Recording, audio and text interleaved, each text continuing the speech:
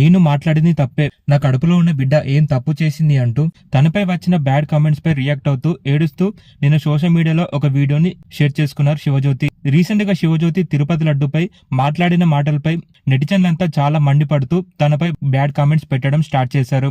అలాగే శివజ్యోతిని ఇక శ్రీ వెంకటేశ్వర స్వామిని దర్శనం చేసుకునే అవకాశం లేకుండా తన ఆధార్ కార్డ్ ని కూడా గుడిలో బ్యాన్ చేశారు. ప్రస్తుతం ఈ వార్త కాస్త సోషల్ మీడియాలో చాలా వైరల్ అయిపోయింది.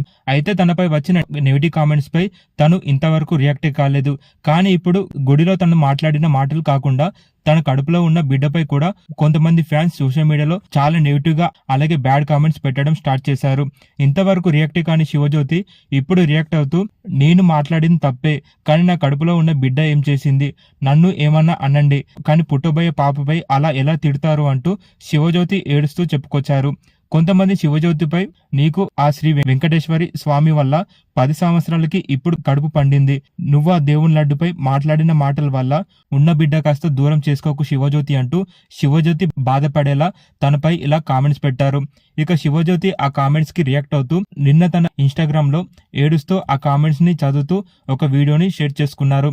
ఇక కొంతమంది ఫ్యాన్స్ శివజ్యోతికి సపోర్ట్ చేస్తూ అక్క మీరు అవన్నీ పట్టించుకోకండి, ఈ టైంలో మీరు చాలా జాగ్రత్తగా ఉండాలి అంటూ శివజ్యోతిపై కొంతమంది పాజిటివ్ కామెంట్స్ పెడుతూ వచ్చారు. ప్రస్తుతం శివజ్యోతి షేర్ చేసుకున్న ఆ వీడియోని ఇప్పుడు మీరు చూసేయండి.